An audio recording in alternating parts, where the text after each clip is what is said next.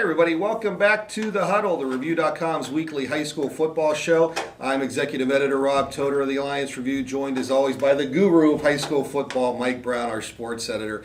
And Mike, let's talk about week 3 of the high school football season. First of all, some of the teams that were undefeated took one on the chin. And I guess one thing we learned about the Alliance Aviators is they really need Cordell Phillips at quarterback. They really do. You know, they have two standout players, but when you're missing one of them and the other guy has to switch positions, makes a huge difference, Rob. And, of course, losing J.J. Kakura, their outstanding wide receiver, to a big hit in the third quarter, and he did not return. That didn't help either. And nothing against Parrish Martin, because Parrish is an outstanding player, an outstanding ball handler. But he has that added element that when Cordell's in there, Cordell could run the ball, he could throw it as well. Yeah. And it just took a little bit too much out of the Alliance attack. And Akronell, it's too good of a team to give them any edge there. So yeah, that's one of the best teams I think Alliance is going to face this year in Ellett. I mean, that's a great football team that's going to be a playoff team. And I think Alliance is going to be a playoff football team as well, Rob. St. Thomas took one on the chin for the first time, and they lost to Marlington. A very impressive performance by the Dukes. As I've said all along, I thought Marlington was flying under the radar. I think you have to take that Pullen result, throw it out the window. Pullen is a quality football team. They're 3-0. That's probably one of the better teams Marlington's going to face this year. And then Marlington turns around and they throw a 30-0 shutout on St. Tom.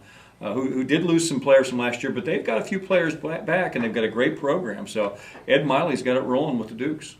Sebring took it on the chin for the first time. Again, another outstanding opponent in Villa Angela St. Joe on Saturday night. And the Trojans go to McDonald this weekend. So now we start into league play. It's week 4 of the high school football season. And the Northeastern Buckeye Conference, we start.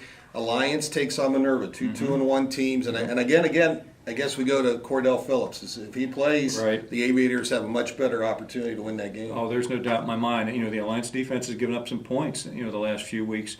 And I think if they have those two guys back on offense, I think that makes a big difference for them. I mean, Alliance can score with anybody when everybody's healthy. And now if one of those guys or two of those guys are missing, makes a big difference. Yeah, absolutely. Marlington and West Branch, they finished, or they played in week 9 of the season last year. Now they're playing in week 4.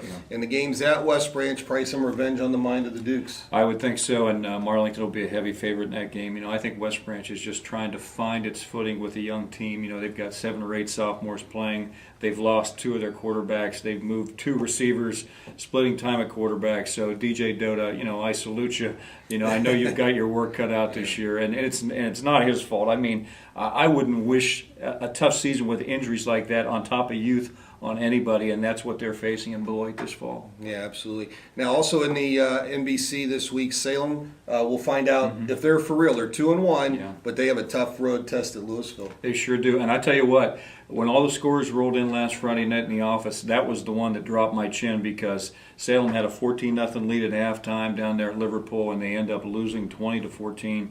And that just surprised the heck out of me because that probably shouldn't have happened, and it did.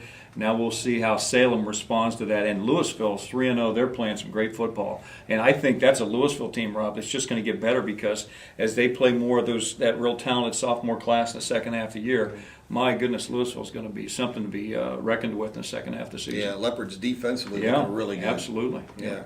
Also in the NBC this week, Canton South takes on Carrollton. That should be an entertaining game. Carrollton's fighting some injuries too, and of course Canton South has that real good quarterback.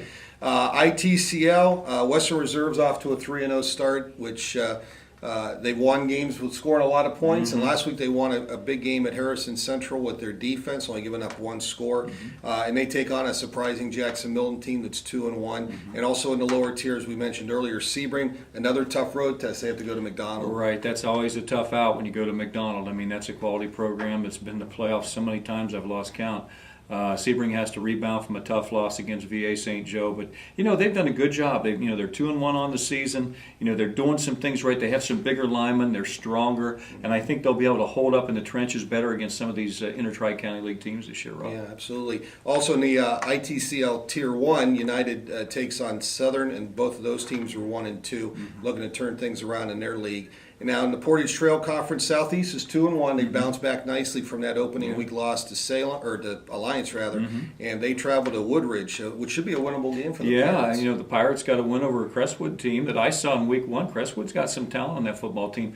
And Southeast got a close win over them last week, so they're hoping to take some of that momentum and get another win this week. Yeah, and also in the PTC, Waterloo takes on Garrettsville Garfield. So a lot of good games Friday night. Make sure you check out the Reviews print edition for previews all week long, and of course the Review.com for live updates on Friday night, and of course all the coverage of the games in Saturday's Alliance Review print edition. For Mike Brown, this is Rob Todor. Make sure you take part in the Pigskin Picks contest. You can win lots of great prizes. We'll see you at the stadium on Friday night.